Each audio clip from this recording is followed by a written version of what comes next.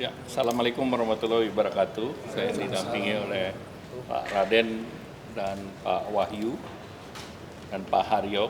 Jadi saya ingin update terkait dengan situasi perekonomian.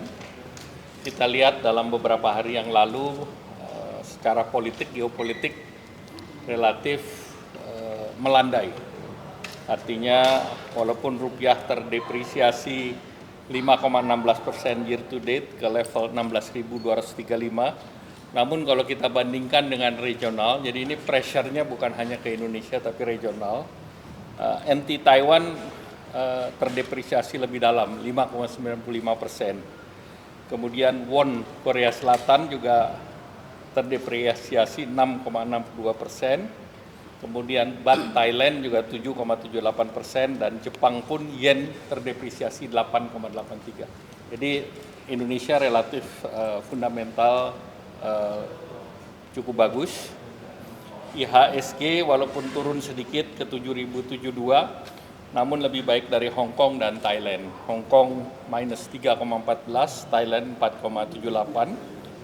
Dari segi indeks dolar itu naik 4,77% dari 101 ke level 106. Obligasi kita naik sedikit dari 645 ke 702. Dan kita ketahui dalam setiap ada gejolak geopolitik, harga emas naik dari 2062 ke 2359 US dollar per troy ounce. Kemudian tentu kita lihat juga harga nikel pun naik ke sekitar 18 sampai 19 ribu. Dari segi neraca perdagangan kita alhamdulillah surplus positif di 4,47 miliar di Maret 2024 dan ini lebih tinggi dibandingkan dengan Februari maupun Maret tahun lalu. Surplus beruntun 47 bulan secara berturut-turut. Kemudian harga minyak mentah Brent naik sedikit di 86. WTI naik ke level 82, ICP di 83,78, kemudian tadi saya sudah sampaikan nikel di 19.326, CPO di 4.035 Malaysian ringgit, kemudian batu bara turun di 129,6. Nah kemudian terkait dengan ekspor, 3 komoditas utama, CPO, nikel maupun tembaga yang 55,1 miliar dolar di tahun 2023 dengan share 21,3 terhadap total ekspor. Ini jauh lebih besar daripada import minyak yang menjadi 32,1 miliar dolar atau share 14,5%. Artinya terjadi natural hedging antara ekspor Indonesia dan kebutuhan import yang tinggi. Kemudian dari segi stabilitas makro, kita ketahui bahwa inflasi di bulan Maret sebesar 3,05 year on year. Ini masih di dalam range 2,5% plus minus 1. Ya, kita tahu rating Moody, Fitch, GCR juga relatif baik dan juga kepercayaan konsumen relatif tinggi dengan penjualan eceran tumbuh 3,5% year on year. Jadi eceran selama bulan puasa ini sampai dengan Idul Fitri naik 3,5% year on year. Kemudian PMI di level 54,2, lebih tinggi dari ASEAN yang 51,5. Dari segi investasi di tahun 2023 1.418,9. Nah ini tentu lebih tinggi daripada target sebesar 1.400 triliun. Dan menciptakan tenaga kerja 1,8 juta.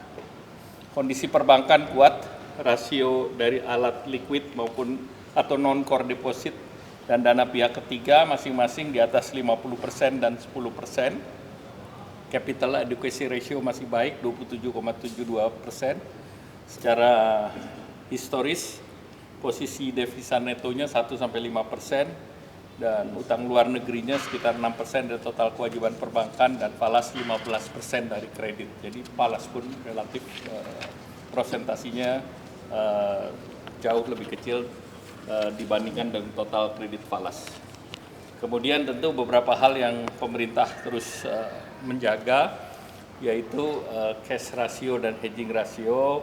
Pemerintah sudah mendorong devisa hasil ekspor sehingga tentu kalau tidak ada kebutuhan dolar tidak diberikan, artinya kalau kebutuhan dolarnya masih jauh ya tidak perlu sekarang mencari dolar, dan devisa sampai Maret masih di 140 miliar.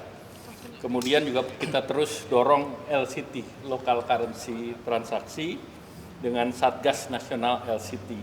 Nah, saat ini Malaysia, Thailand, Jepang, dan Cina, dan MOU sedang dilakukan dengan Singapura dan Korea Selatan, dan ini akan diperluas bersama India, Saudi Arabia, dan ASEAN.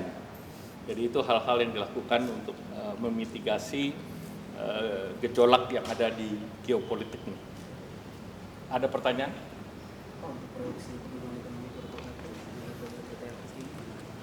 Ya, kalau kita melihat sampai year to date nanti kita targetkan 5,2. Nah, tentu kita berharap di Q1 angkanya juga cukup bagus, tapi kita tunggu hasil resmi dari BPS. Insya Allah. Pak, ini kan surplus kita kan masih tercatat ya Pak, 47 kali berturut-turut, lalu tapi kan pelemahan rupiah sudah terjadi sejak Maret dan sampai sekarang gitu. Apakah DHE yang masuk terparkir di sistem keuangan kita masih kurang optimal atau seperti apa? Ya, ini kan masih proses yang berjalan, dan ini kemarin kan baru sosialisasi sampai dengan bulan Desember. Jadi terus ini kita dorong. Masih apa strategi ke depan misalnya menarik lebih banyak? Ya, tentunya devisa hasil ekspor terus kita sosialisasikan, terus nanti kita akan melakukan evaluasi. Compliance-nya sebenarnya seperti apa sih Pak? Compliance sudah cukup baik, terutama ekstraktif industri. Memang ada beberapa yang minta kebijakan tertentu, namun kita masih lihat. Berapa persen Pak? Apanya? Kepatuhannya berapa persen? Kepatuhan nanti dievaluasi dari BI. Sudah di atas 95 atau? Ya, nanti kita lihat. Itu posisi per kapan Pak itu? Ya, tentu kita akan evaluasi setiap bulan. Ya. Yang insentif PPH DHI itu? PPH DHI kan sudah mulai dari Kementerian Keuangan, sudah ada PMK-nya, sehingga tentu diharapkan bisa menaruh di Indonesia dengan bunga yang bersaing dengan negara tetangga. Dan itu dibebaskan dari perpajakan PPH. Ya. Kalau secara kumulatif kan neraca perdagangan surplusnya semakin menyempit ya Pak sebenarnya. Kalau Bapak sendiri lihat sampai kapan Pak kira-kira? Ya, tentu kita melihat perkembangan harga komoditas. Jadi ada harga komoditas yang menaik, ada yang flatten. Nah, ini tentu kita jaga. Kita hanya berpatok pada harga komoditas, soalnya kalau ekspor industri pengolahan kan turun terus ya trennya. Ya, tentu komoditas itu yang seperti tadi saya sampaikan, beberapa komoditas kan berkontribusi besar terhadap ekspor, dan beberapa komoditas atau satu komoditas sangat berpengaruh terhadap impor, yaitu BBM. Yang lain? BLT mitigasi risiko pangan Pak? Apa? BLT mitigasi risiko pangan. BLT mitigasi risiko pangan kita sedang melihat seluruh postur daripada APBN. Ya. Jadi dicairkannya kapan Pak? Ya, nanti kita lihat lagi. Kendalanya apa sih Pak? Itu sebenarnya Apa? BLT mitigasi pangan itu kan awalnya data ya masalahnya. Kemudian Nggak ada sebetulnya, nggak ada kendala. Ya. Anggarannya ada? Anggaran pasti ada. Tapi kenapa belum Pak? Tunggu saja. Pak, badan negara kan udah masuk RKP Pak, itu artinya dirasakan tuh. Nanti kita lihat. Ya. yang lain di sini ada? Apa? MK sudah MK Pak. MK? Soal putusan MK hari ini Pak. MK. Kalau MK, alhamdulillah proses sudah berjalan dengan baik, transparan, terbuka, disaksikan oleh seluruh penduduk Indonesia, dan alhamdulillah hasilnya sudah jelas diputus, dan dengan diputus oleh MK maka Pilpres sudah selesai. Jadi kita tidak perlu bicara Pilpres lagi, Pilpres sudah selesai, dan tentu saya mengucapkan selamat kepada Pak Prabowo dan Mas Gibran pilih menjadi presiden terpilih dari hasil pemilu, dan tentu KPU akan membuat keputusan terhadap itu dalam 1-2 hari, kalau nggak salah hari Rebo akan diputuskan. Dan saya mengajak kepada seluruh pihak, karena tadi saya sampaikan situasi geopolitik sedang tidak menguntungkan. Jadi ini bukan waktunya kita untuk tidak berjuang bersama. Jadi waktunya dengan Pilpres berakhir, kita bersama-sama bekerja kembali, bekerja bersama agar kita bisa mitigasi tantangan global yang tidak menguntungkan Indonesia, dan kita bisa sama-sama bekerja kembali untuk mendukung program-program agar Indonesia menjadi negara maju dan sejahtera. Kalau upaya yang dilakukan pemerintah saat ini untuk mengakomodir program-program di pemerintahan baru apa Pak? Di tengah Ya periode tentu nanti ketidakpastian kita global. sudah kemarin kan sudah ada dalam camp PPKF sudah ada. Kemudian mulai disampaikan kepada seluruh KL oleh Kementerian Keuangan postur dari masing-masing kementerian. Nah tentu sesudah itu dalam agenda penyusunan APBN nanti itu akan dibahas lebih detail lagi. Satu lagi, Salah satu soal transformasi kelembagaan kan ada mengenai badan otoritas penerimaan negara itu. Ya mengenai itu nanti kita bahas lebih detail. Ada detail, ada obrolannya Pak soal itu. Obrolannya belum ada. Tunggu Pertemuan dalam- terdekat dengan 02 gimana Pak? Kenapa? Pertemuan terdekat dengan tim-tim 02 dan juga Prabowo Gibran. Ya tentu nanti sesudah diputus dalam KPU secara resmi akan ada rapat-rapat lanjutan. Itu Rapat. mekanismenya akan berdampingan tim transisi atau seperti apa? Tidak ada, karena ini kan berkelanjutan. Seluruhnya masuk dalam postur APBN. Udah ada pembahasan menteri Ya. belum sih Pak? Belum. Baru diputus tadi. Ya. Udah ada siap-siap. Terima kasih. Apa?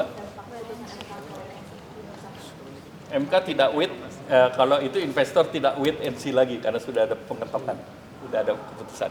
Baik, terima kasih. terima kasih.